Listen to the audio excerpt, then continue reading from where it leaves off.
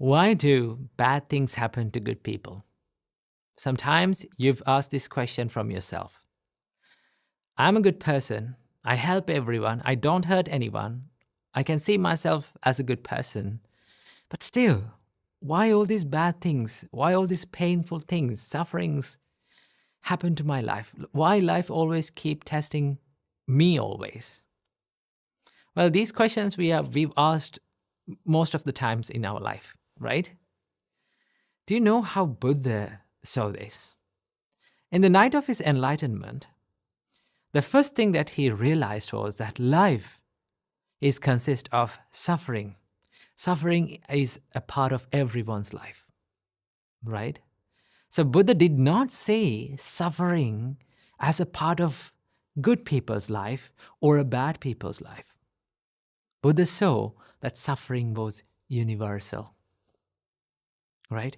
But when we face adversities in life, when we face these realities, like painful situations in our life, we think that the only person who is going through this suffering, the only person that is going through this difficulty is only me. That is how everyone feels. Not to lie, sometimes I feel that. But what Buddha teaches us to see it as is to see the suffering as a universal thing. I'll tell you a story. A young mother lost her baby, but she loved her baby so much that she refused to accept her baby's death. What she did? She took her baby and ran from one village to another, one city to another, finding a doctor to cure her baby. But no one could bring a dead person back to life. Finally, she met the Buddha. The Buddha said, "Okay, I will cure your baby. But we need one medicine to do this. Can you bring it? Go and bring a handful of mustard from a family that no one has ever died." So the mother was so much happy. She thought that she could find this easily. So she ran to the village and went to the first house that she found and asked, "Do you have a handful of mustard that I can get?" Then when the householder was about to give the handful of mustard, she said, "Has anyone died in your family?" Then they said, "Oh, my uncle died last year."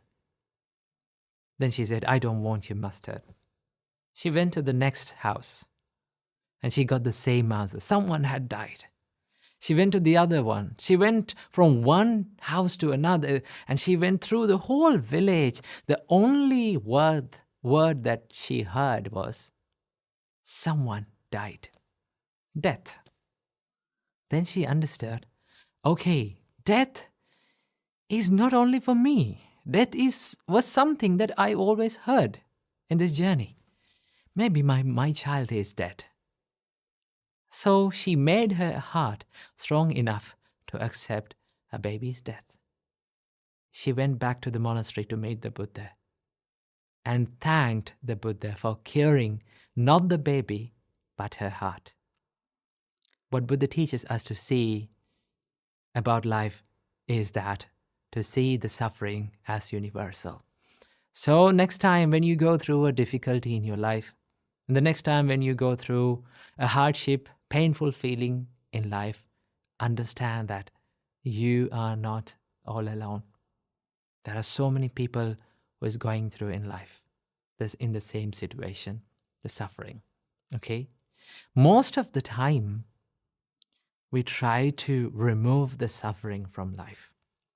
We always wish that this suffering was not there in our life, right? We go to sleep thinking that next day morning when we wake up, all these things will be a dream. All these problems will disappear. But the reality is, when there is suffering in life, there is suffering. So that the first thing that we need to do is that accept that there is suffering in life. So the whole point of realizing the first noble truth in Buddhism is to accept the suffering as it is, to see the suffering as it is.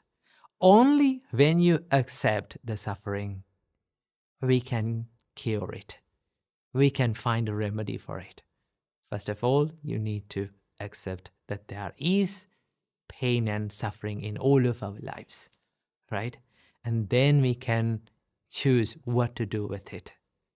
Most of the time, we spend a lot of time worrying about changing what we can't change, right?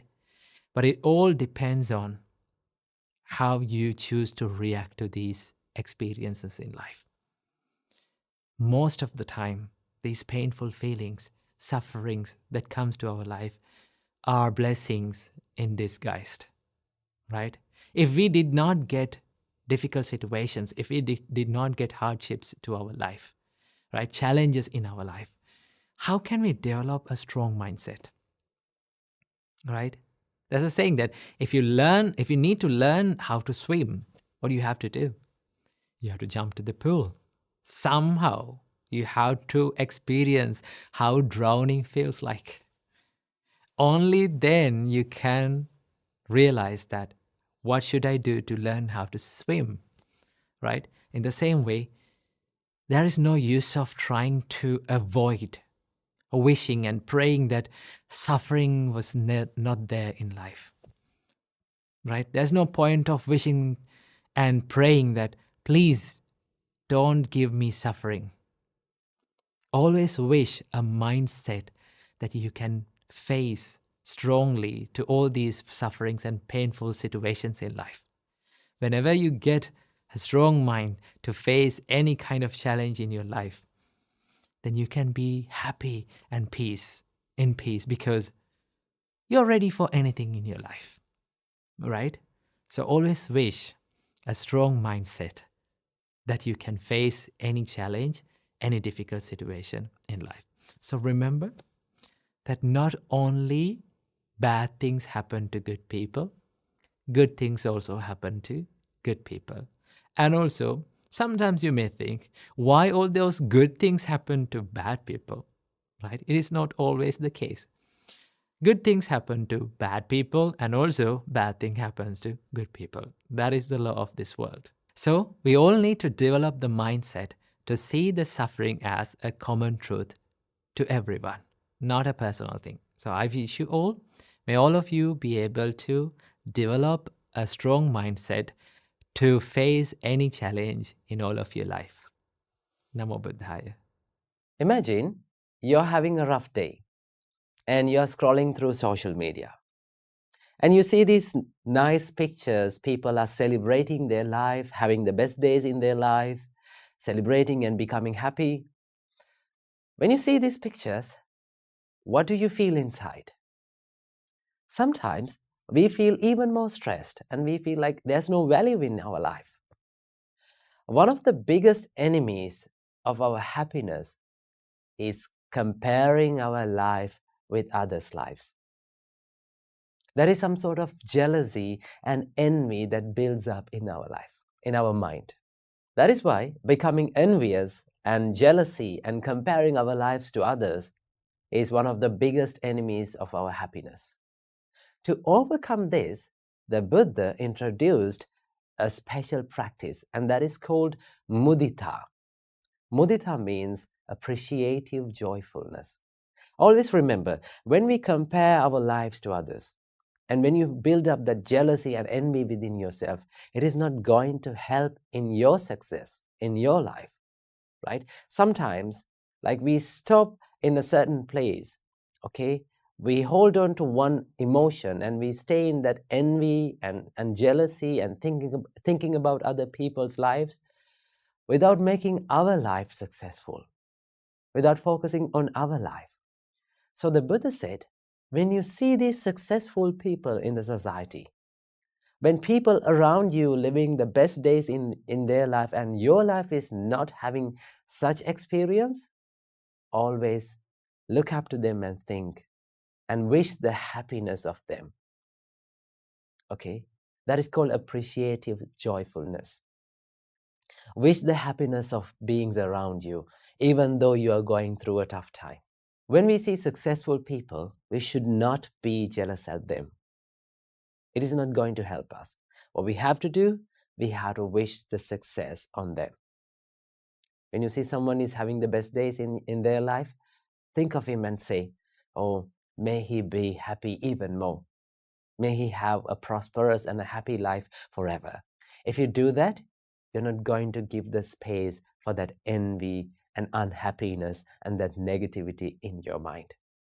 The more you practice this positive mindset, the more you practice this appreciative joyfulness, you can be happy about yourself, even on the hard days, even though your life is in a tough place. So that is why whenever we see successful people having a happy life, we have to wish the happiness of them. That is called mudita. So when we practice this simple Buddhist practice of mudita or appreciative joyfulness, we can be happy about our life, and also we can be peaceful within. Namo Buddhaya. Why most of the students feel sleepy while they are studying? Now, this has been a huge problem for all the students who are studying, including myself.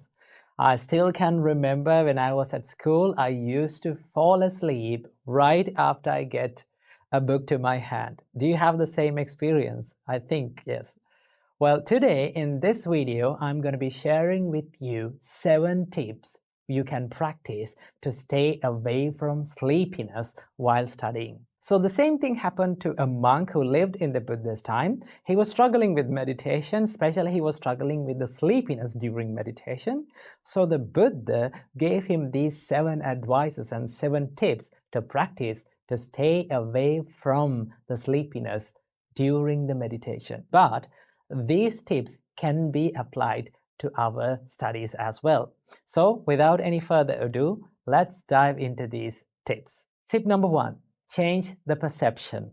Sometimes the reason for our sleepiness is not where we study or when we study, but what we study, right? Sometimes the meditation that we are doing, maybe the subject that we are studying is not vibing along with our mind.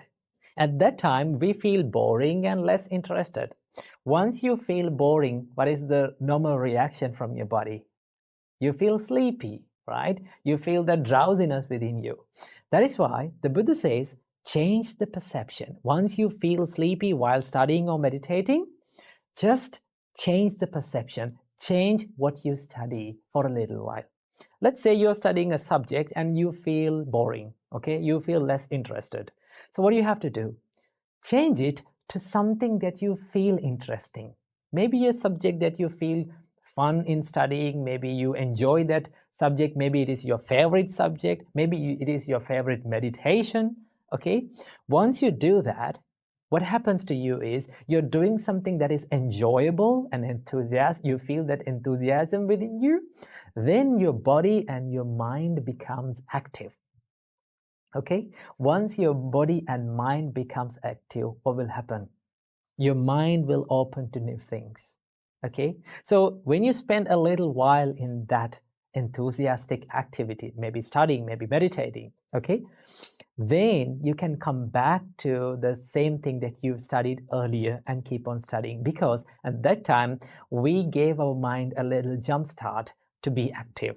Tip number 2, memorize it.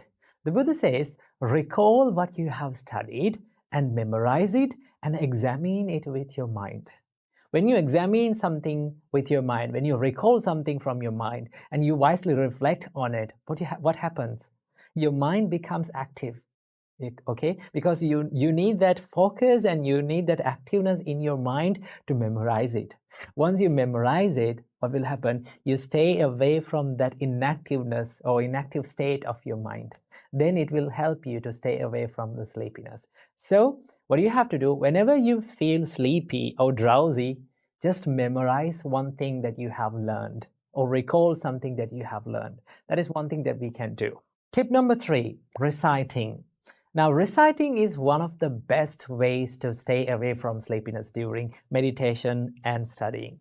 Okay, now when you recite something or when you say something out loud, it activates your jaw muscles and your mouth. And also when you recite something, you create those vibrations in your skull and it activates your brain. Okay, once your brain and your muscles are active, your jaw muscles are active, you feel some energy within your head.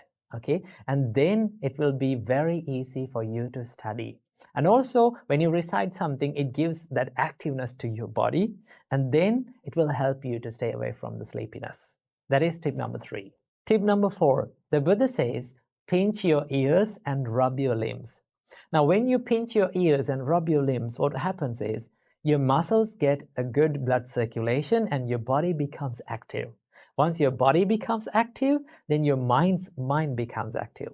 Then you will be less sleepy and you can stay away from sleepiness by doing this. So this is something that very simple that you can do to stay away from sleepiness. Tip number 5, the Buddha says, get up from your seat and wash your eyes with cold water and look at the night sky. Especially if you're studying at night, maybe you're meditating at night, right? If you feel sleepy, you can go outside and look at the night sky. Enjoy the nature, enjoy that breeze. Okay? Once you stay in the nature for a little while, you feel so much refreshed. And then you can come back to studying and meditation and keep on doing it. So nature can make our body so much refreshed. Keep that in your mind. Tip number 6, the Buddha says, focus on the perception of light. Now, most of the time, when we are studying at night, the reason for our sleepiness is the surrounding. Okay, sometimes some people used to study in a dark room, maybe in the darkness, okay, while having a little light on them. Okay, the reason for our sleepiness can be the darkness around us, because when the darkness surrounds us, we feel like sleeping because it stimulates our sleepiness. Okay, because we used to sleep in the darkness, and then when there is darkness around us, it triggers our sleepiness. So what the Buddha says is, just when you study, focus on something that is very bright. Okay, focus your mind on something that is very bright and think that you are studying. Imagine that you are studying in the daytime. Okay, when you're studying, always try to study under a good light source. And also you can imagine to yourself that I am studying in the daytime. Okay, when you imagine it and when you have that perception of light in your mind, then you will feel less sleepy. Okay, so that is one thing that we can do to focus on the perception of light. And we have come to the final and the 7th tip, and that is, the Buddha says, do walking meditation.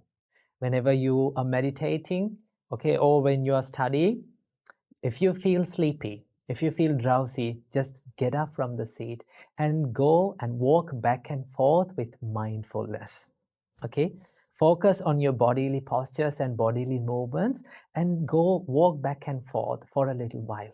Okay, it will activate your body as well as it will activate your mind, because we need a good focus to be mindful. Okay, once the mind becomes mindful, it activates our mind. So that is one way that we can stay away from sleepiness, to do the walking meditation. So okay, so as students, you all can do these things. Let's say you tried all of these 7 tips and none of them worked for you. Okay, you still feel sleepy. Then what we can do? The Buddha says, if none of them worked for you, that means you really need a sleep. Okay, so that is why the Buddha says, then you can go to bed mindfully.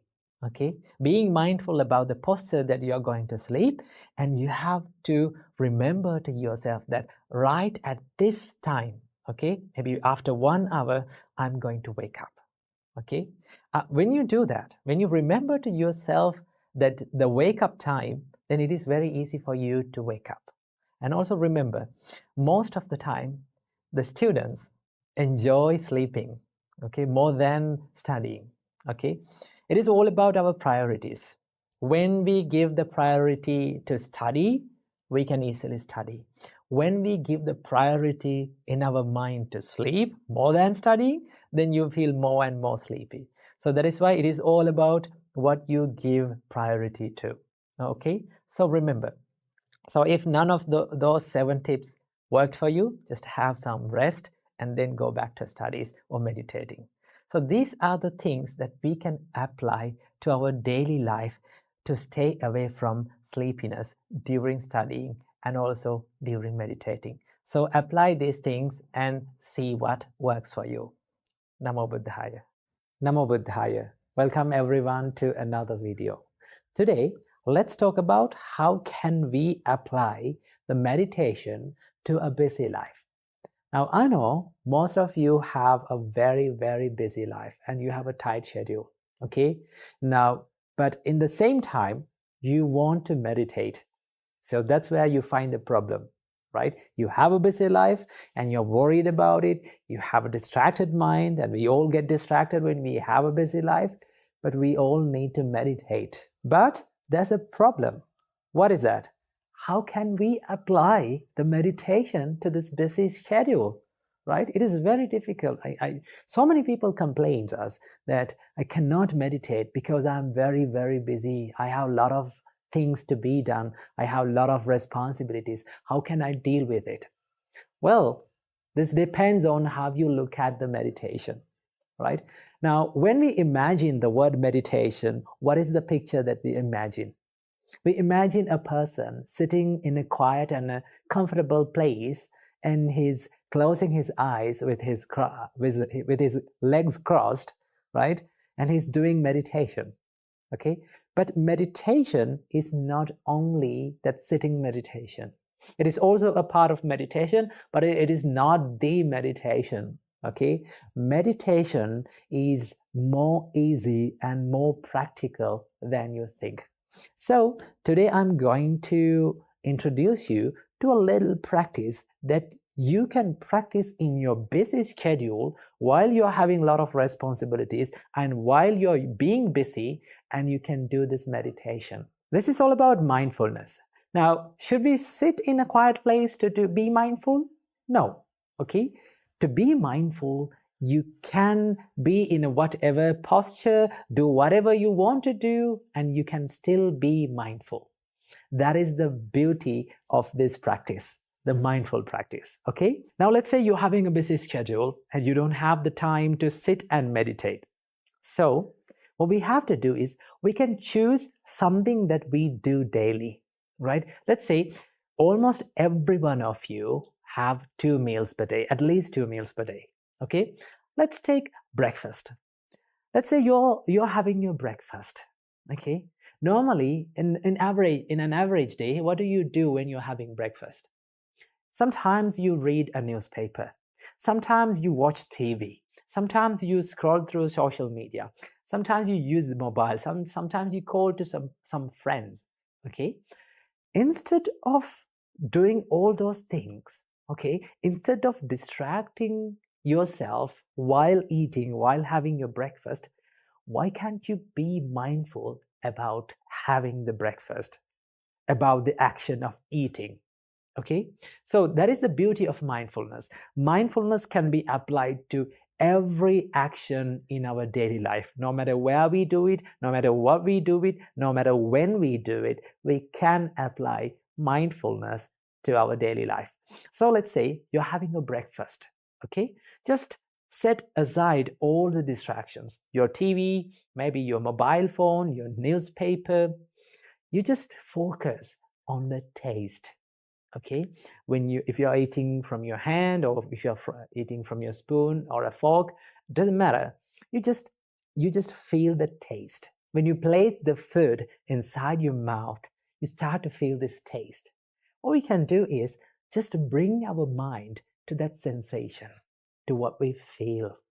Okay, and do this from one by one. Okay, one step at a time. Let's say you took one bite at a time and you become mindful about it. You feel the taste. Okay, because most of the time when we are eating, we are not aware of this taste. right? Our mind runs here and there, runs and catch into one and other thoughts, and it becomes distracted. So what we can do is we can bring our mind back to this taste and this sensation that we feel in the present moment. When you eat, you feel the taste in the present moment. Once you feel it, once you identify it, and once you focus your mind to it, that is what you call mindfulness. That is what you call meditation. Okay, so this is a simple practice. Every day, choose one meal, maybe lunch, maybe dinner, maybe breakfast. Choose one meal and focus on just eating. Okay, eat while you eat. Don't use the mobile phone while you eat. Don't watch TV while you eat. Don't use other distractions while you're eating, because when we distract ourselves, right, we miss a chance to practice the meditation in a daily life. One day, one lady came up to me, and when we were discussing, I asked from her, do you meditate? Then she said, no, I don't have time to meditate. Then I introduced this little practice of mindful eating to her. Then you cannot complain that you don't have time to meditate. Remember, meditation is everywhere. You can do it whenever you want, wherever you want. Okay? So add this little practice of mindful eating to your life, and then you don't have to worry about not having the time to meditate, because being mindful is meditation. Just keep that in your mind. Namo Buddhaya. Namo Buddhaya. Welcome to another video. In today's video, I'm going to share a wonderful story with you. Now, in the Buddha's time, there was one monk whose name was Vakali, and he had this little habit of visiting the Buddha and looking at his face all the time. Okay, while the Buddha was teaching all the sermons, he was looking at his face. Okay, he was not paying attention to his teachings. Now, Buddha noticed this, and then the Buddha asked, Vakali, what are you doing? Then this monk said, oh, Venerable Sir, I'm looking at your face, a beautiful and serene face. When I look at your serenity, when I look at your beautiful face, I feel so much better. I feel so much happy and peaceful in my mind. Then the Buddha said, oh, Vakali, what is the purpose of looking at a body that is decaying? A body that is filled with so many disgusting things. Vakali, remember this. If you want to see the real Buddha, you have to see it through my teachings. The Buddha said, the one who sees Dhamma, his teachings, sees the real Buddha. Now, this advice shows us that if we want to see the real Buddha, what we have to do? We have to see it through his teachings. Okay? That means we have to apply his teachings to our life. His kindness, his compassion, his generosity, his patience, all those qualities to our life. When we apply these qualities and when we practice the Buddha's advices in our life practically, we can see the real Buddha and we can understand who the Buddha is. Okay, so that is why in Buddhism, a huge focus, a major priority is given to practice. In each and every discourse and in each and every advice in the Buddha says, practice this. Apply it to your life.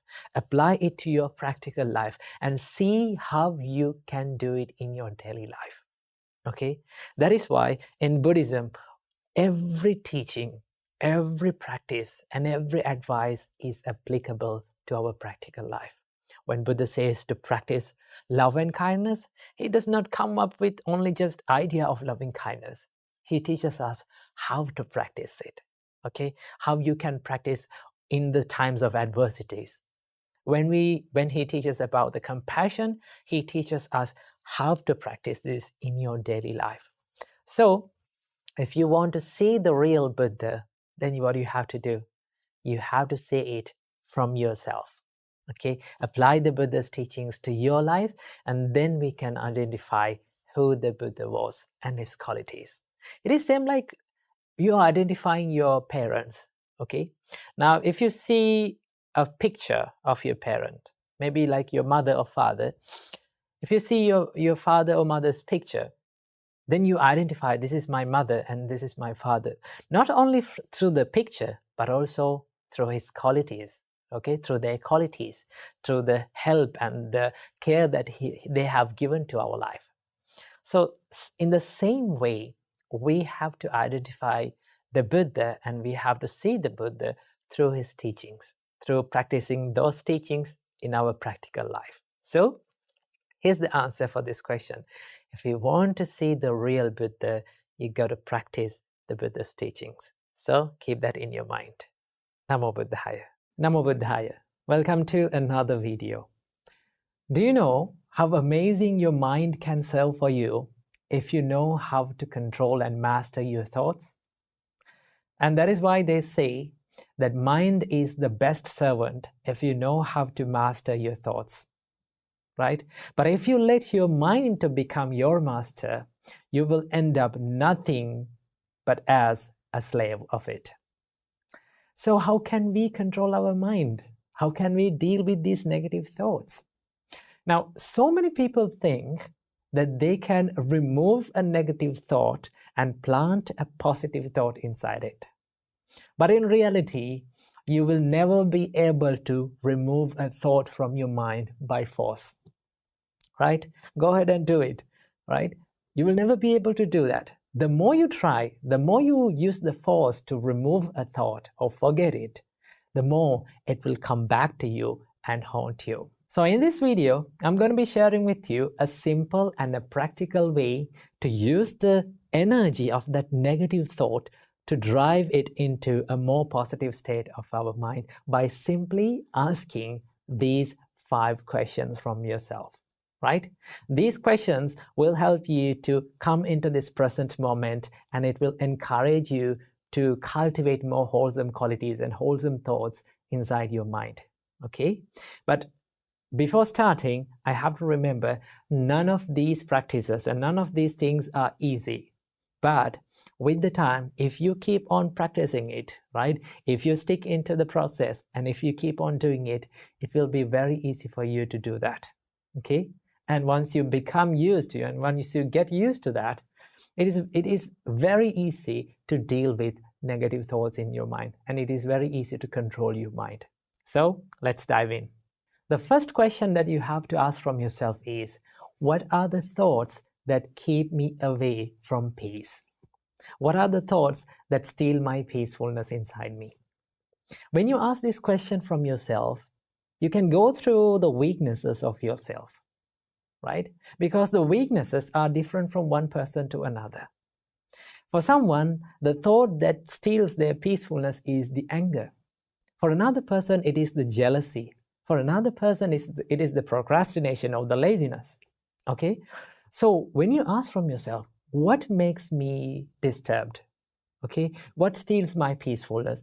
Then you will have a good understanding about what are the weaknesses inside you. Once you realize what are the weaknesses inside you, okay, what thought pattern steals your peacefulness, then it is very easy for you to deal with that negative state of your mind, okay? So ask from yourself, what steals my peacefulness? And have a good understanding about it. The second question that you can ask from yourself is, what am I thinking right now? This is one of the best questions that you can ask from yourself to bring your mind to this current and present moment, okay? To have a good understanding about the current situation of your mind. Because most of the time, our mind lives in either it is in past or it is in the future.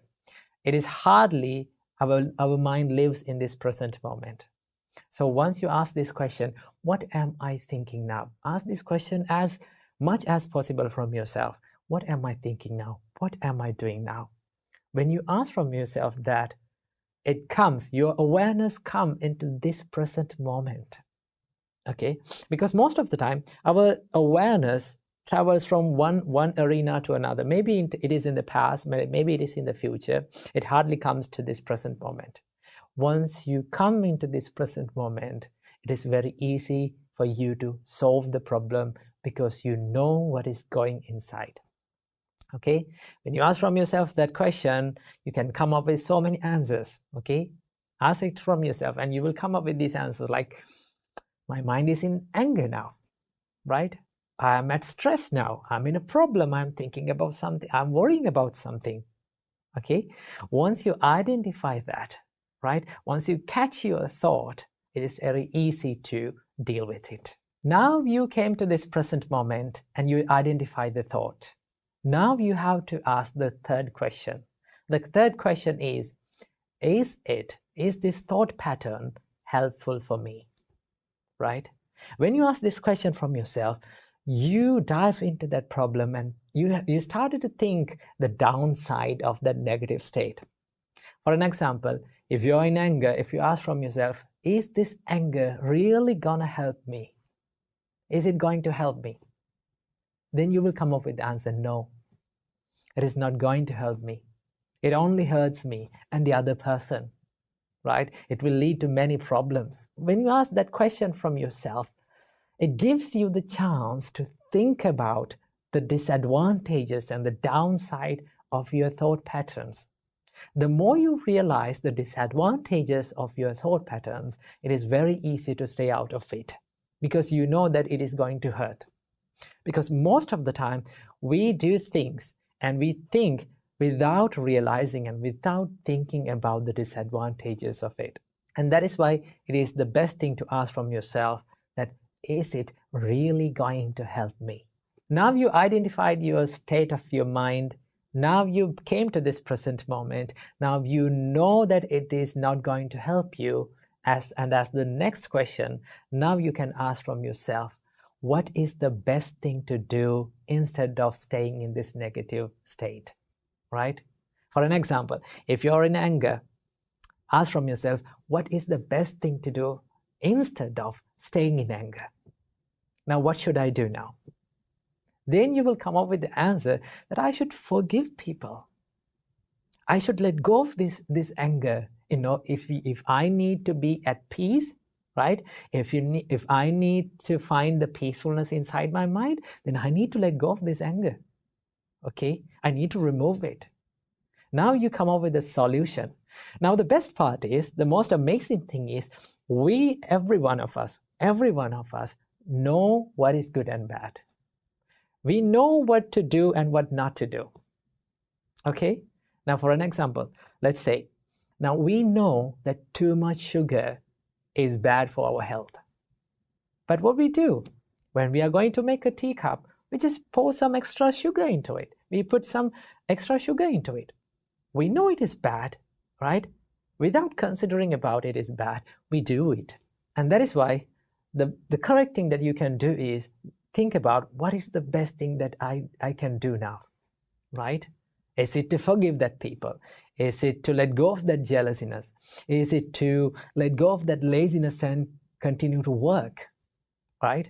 When you think about that, you come up with a solution from yourself, okay? You find the solution through yourself. So ask this question from yourself, what is the best thing that I can do to stay away from this negative state of my mind? Now you came up with a solution for your problem.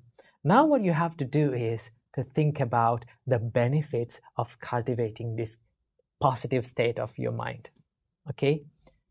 Try to think about the benefits of forgiving. Try to think about the benefits of staying away from jealousyness. Try to think about the staying away from laziness and getting to work. Okay? Once you do that, you will come up with the benefits of it. You will find the reward of it. The more you see the benefits of something, the more you will tend to be in that state. Okay? Because you know that you're going to get something good into your life. So try to ask from yourself, what are the benefits that I'm going to get by cultivating these wholesome thoughts? That is the fourth one. So now you ask all the questions from yourself, right? Now you know what to do and you know the benefits of it, right? Now there's only one thing that you have to do, and that is to take action. Go ahead and do it, right? Do the wholesome things and cultivate more wholesome qualities to your mind. But remember, None of these things are easy to our life. Okay? It is very difficult. We have to try hard. We will fail when we are doing these things. But one thing that we have to do is we have to keep on doing it, whether we fail or not. Okay? Once you do it continuously, okay, once you maintain that consistency, you will be good at it. And it will be a part of your life, right? So that is how we deal with our mind. That is how we deal with the negative states of mind. So practice this and see it will work for you. Namo Buddhaya.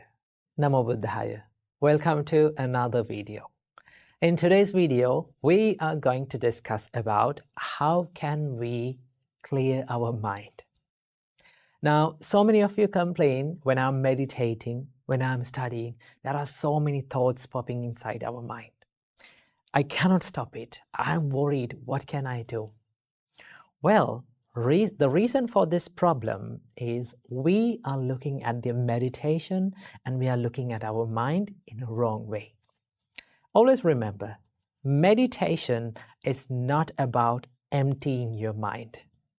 Okay? You can meditate while having thoughts inside your mind. That is the most wonderful thing about meditation.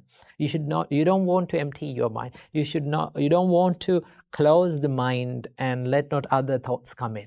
No. Okay? Just try this to yourself. If you try to stop thoughts, what will happen? The nature of your mind is it will generate more thoughts again and again. Okay? That is the nature of your mind. Because we don't know that trying to stop thoughts is also a thought. Okay, so remember, meditation is not about stopping thoughts. It is about being aware of your thoughts. There is one practice in Buddha's teachings. It is called Chittanupassana. In Chittanupassana, Buddha introduced us to a wonderful meditation of being aware of what comes into your mind. Okay, let the thoughts come into your mind, but be aware of it. Because most of the time, we are not aware of what is going inside our mind.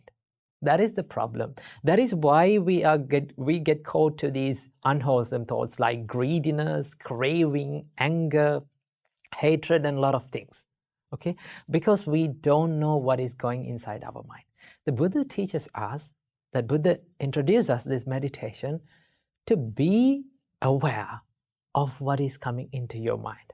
Let's say a lustful thought came to your mind. Okay, it's okay. Everyone feels lust. Everyone feels this craving and desire inside their mind. But the problem with most people is they don't know that their mind is under desire, under lust. Okay, but if you can be mindful, okay, if you can detect when the lust arises, this is a lustful thought that is popping inside my mind.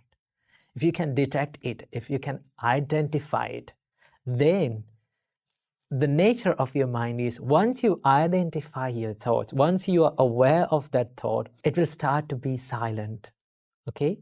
It is something like a little baby. Look at your mind like a little baby. Okay? Now, when we are not aware of the babies, what they are doing? They are doing a lot of nasty things, okay? They are doing a lot of naughty things. Why? Because we are not aware of them. But once we pay our attention, they try to behave. Okay? Because they know that my parent or these elders are being aware of me. Okay? So they try to be disciplined. And also, the nature of kids and the nature of little kids is they are very curious. So does the mind. Mind is very curious. It likes to cling into certain things and like to search certain things. So what we can do to quiet our mind or to make silence inside our mind is just to pay attention to what comes into your mind. Don't try to stop it. Okay? The more you try to stop it, the more it will come. So what we have to do, just be aware of it. When you become aware of what is going inside your mind, you bring your mind to this present moment. Because these thoughts and everything that goes inside your mind happening in this present moment. If you can see the appearance of the thoughts, and if you can see the passing away or fading away of the thoughts, it will start to get quieter. Okay, so when your mind is busy, in the next time, try this. When your mind is busy, when a lot of thoughts come into your mind, just try to identify one thought. Look at your mind like you're looking at an external thing, okay, and try to identify one thought. When it arises, you can identify, oh, okay, it is arising now. When it fades away, okay, you're knowing and you are understanding that this thought is fading away. Once you do that, it is very amazing that your mind gets silent and quieter even more. So this is how we can clear and quiet our mind when we do meditations or when we are doing certain things in our life. So keep this advice in your life and practice it. Namo Buddhaya. Namo Buddhaya. Welcome to another video. First of all, I need to ask a question from you. What matters the most in life? The little things that we do or the big things that we do? Or little changes that happens in our life or the big changes that happen in our life? What matters the most? The real answer for this question is the little things, the tiny little things that we do, maybe good or bad, that matters the most in our life, right? It can change many things in our life in the long run. Let me give you an example. Okay, in our daily life, folding our laundry is a part of the daily life, okay? Imagine if we did not do it. Many people don't like to fold the laundry. What they do is they just take it and they just keep it in their room. They don't fold it. But what will happen if we did not do it? Okay, it keep piling up day by day. And at the end of the week, you will have to spend a big time to fold your laundry, keep your room tidy. And also, it will give you some extra stress when you enter the room. So what made that stress? What made that waste of time? Not doing those little things, right? But if we take a 5 minute for the day to fold our laundry and keep them nicely, it takes only a few minutes to do that. If we do that, what will happen? It will help us to keep our room tidy and to stay a little bit out of stress, okay? So that is why it is very important to focus on these little good things. The Buddha said, Mavamanyeta punyasa namantang agamisati.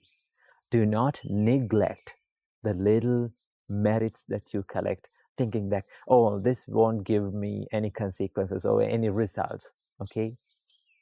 Udabindu nipatena udakumbhopi purati. Even the drop by drop collected in a pot, one day that pot will overflow with water. Same as that, the little good things that we collect in our daily life, okay? You collect many good things in daily life, right? Maybe like giving some foods to a pet, maybe like giving some foods to a family member, maybe like being kind to a person. That's a little good thing. That's a tiny thing that we don't focus on.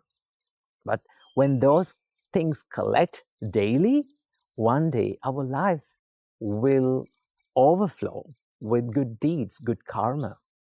Okay, so that is why it is very important to focus on little good things. Same as the bad things. Okay, there are many bad habits, very little ones, tiny ones. We don't focus on them, right? Especially getting angry. We think, oh, getting angry and becoming angry is a normal thing, normal part of life. But if we keep on getting angry day by day, it will make a habit. Okay, we will be a more angry person. So that is why focus on those little good things and the little bad things, because they can make a big change in your long run. So focus on the little good things, do them correctly, do them nicely, and make your life a happy one. Namo Buddhaya. This is what happens to you when you study with an angry mind. Now consider your mind as this jug of water. Now, when you're angry, what happens to you is your mind starts boiling up. Now, when your mind is boiling up, it is unclear, like this boiling jug of water.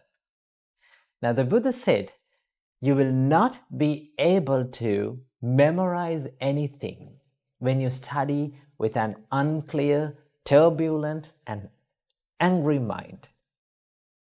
So what we can do is we can simply switch it off and let this water cools down. Same goes with our mind. What we can do is simply we can cut off the things that made us angry. We can spread our loving kindness, we can practice the patience, we can practice the compassion towards ourselves and to the others. Then your mind will be cooled down. And also, there's another thing that we can do is we can simply take this water out of the place where we became angry. We can just go for a walk, we can be with nature, and also most importantly, we can do a little bit of mindful meditation.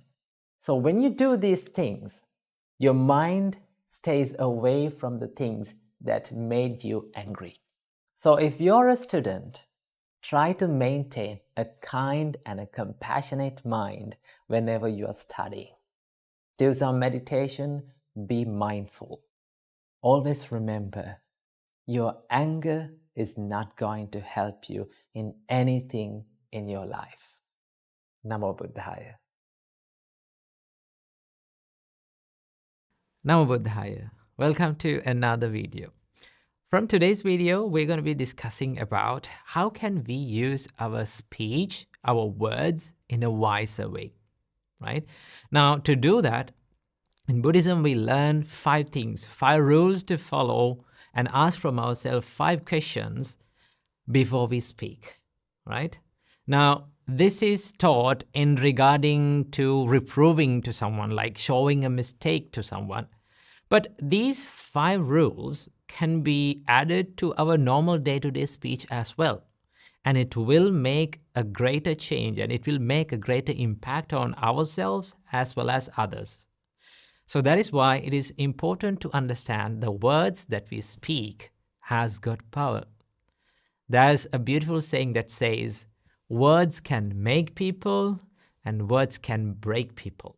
So that understand the words that we speak has got power and it matters. So how can we speak in a wiser way, right? How can we use our words in a wiser way? Now, in Buddhism, we learn 5 rules to follow this, right? 5 questions to ask from ourselves before we speak. Now, the first question that we need to ask from ourselves before we speak something is that, am I speaking in the proper time, right? Sometimes, even though it is true, even though it is truthful what we speak, maybe not the proper time to speak. Now, what is the proper time to speak? Now, the whole idea, the whole point of speaking is to get the message across to the other person in the correct way. But sometimes, even though we are saying the truth, even though we are saying the right thing, that person who is receiving the message may not be in a condition to get the message. Right? He or she may be not in a mindset to receive the message. So that if we convey the message, they may not get the same idea that we are having. Now, the whole point of communication is to get the idea, to plant the same idea on the other person, right? But if we did not do in the proper time, it won't work. And that is why in Buddhism we learn, wait until the proper time. Ask from yourself, am I speaking in the proper time, right? Now, for an example, If you need to show a mistake in someone, if you need to correct a mistake in someone, now you need to communicate. That is where you need the communication in, like, it is very important at that time, right? The right communication. But if you say that mistake, if you show that mistake when that person is angry, right?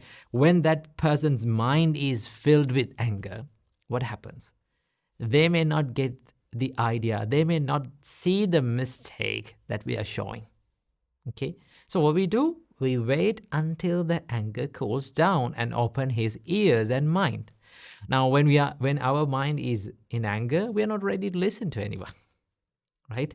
We're not ready to think about what is wrong or what is right. That is why the Buddha says khuddho attang na jananti.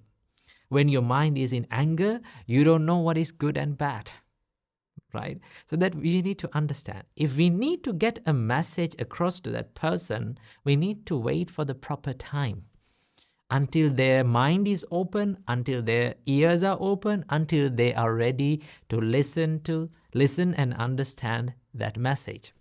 So that waiting until the proper time is very important when we communicate. That is the first question that we need to ask from ourselves. Am I speaking in the right time? The second thing that we need to follow is we need to ask from ourselves, am I speaking truthfully? Right? The Buddha says you need to follow the truthful speech. You need to say the truth. But even though the truth, you need to put it in the right time, in the right place, right? The Buddha says, even I, right? Even the Buddha, even though it is the truth, he waits until the right time to say it. Sometimes it is not the correct time to say the truth, so that we need to wait until that. Now, this doesn't say that we need to tell lies to cover up that, right? This says that you need to be patient and not panicked until you need to use the proper word. So the Buddha says that speaking truthfully is very important. Why? Because when you speak the truth, sometimes you may lose certain things, but when you speak the truth, you gain one very important thing, and that is the truth. That is the trust. Trust is very important in any kind of relationship. And that is why you need to be truthful, but also you need to wait until the proper time. Okay? So that is the second thing that you need to ask. Am I speaking truthfully? And also we learn in Buddhism that speak gently, not harshly. So that you need to ask from yourself, am I speaking harshly? Am I speaking gently? Sometimes what you say is true, right? When you say is the correct time, right? You say it in the correct time. What you say is the truth, but the tone matters, right? The words that we use to convey the message matters. I have seen a lot of people showing others' mistakes with rude and harsh words, sometimes putting them down, like putting their mentality down and hurting their mentality and showing the truth, they're showing a mistake, but they don't get that message. Why? Because they have hurt their mentality. Sometimes when you use such kind of words, their emotions get hurt, so that they're not ready to listen to it. Now, why we convey the message, why we communicate is we understand that this is the right thing, this is the correct thing, but I need to make him right. I need to make him correct. I don't need to see that mistake again in his life. I need the good of that person. Now, if you truly love that person, you have to use your words in a proper way so that he or she get the fullest message that you are conveying. And that is why we learn in Buddhism that gentle words can change people's mindsets. But rude and harsh words make nothing but people more stubborn in their own ideas. So that understand, gentle words are the best way to change other people's mindsets. There are a lot of examples even in Buddhism that we learn that the Buddha, how Bodhisattva used the gentle words to change people, right? So that understand speaking gently is very important. Now, what makes a gentle man and a gentle woman is not how you wear, right? It's the words that you speak. It's the way that you behave. It's how gentle you treat other people. That is what makes you a gentleman and a gentlewoman. So understand that speaking gently is really, really important. So ask from yourself, am I speaking gently? And also we learn in Buddhism that your speech must be beneficial for the other person, not harmful. Now, to do that, you need to have an intention that you truly love that person, right? You truly love your idea to see that in that person's mind and making their life much better, right? See the good on them. Now, to do that, you need to speak in a beneficial way so that that person corrects their mistakes, right? That person's life becomes better by listening to your words. So that the Buddha says that always speak beneficial words, not the words that harm other people's life. So then you need to ask from yourself that, am I speaking beneficially but not harmfully? So that understand, you need to speak to the people to see the good on them. And the final question that we need to ask from ourselves is that, am I speaking lovingly, out of love and compassion, not with inner hate? Sometimes we use our words, even though the good words, good things, but we have the inner hate, right? When we have the inner hate, that is the intention behind our words. And that intention can create negative situations in our life and also the other people's lives. And that is why in Buddhist way of right speech, we refrain from all the negative speeches like rude words, harsh words, right? Or some mean words that has the negative intentions behind, right? So the intention behind your speech is really, really important. So that understand, ask from yourself that, am I speaking to this person out of love and compassion, not with inner hate, right? So the Buddha says that speak with love and compassion. Okay. Sometimes some people complain, okay, if we speak with love and compassion, they are not ready to understand it. And we believe that speaking with like kind words and compassionate and gentle words will make other people not to understand what we say. Sometimes they say, okay, to make someone understand, we need to use rude and harsh words. But that is not always correct, right? The reason why we believe that using those rude and harsh words is the only way to get the message to that person is because when we were children, we were treated with rude and harsh words, right? We were disciplined in the rude and hard ways, so that we believe that this is the only way to do that, but it is not, right? If you start to use in the correct way your speech, it is pretty sure that you get the message correctly to that person, and also they understand it and they make their mistakes correct. So that understand, these are the 5 things that we need to follow. These are the five questions that we need to ask from ourselves to get the message correctly, to communicate in a correct way, and also to make our speech wiser. So follow these 5 things in your speech and make your life even more better. Namo Buddhaya.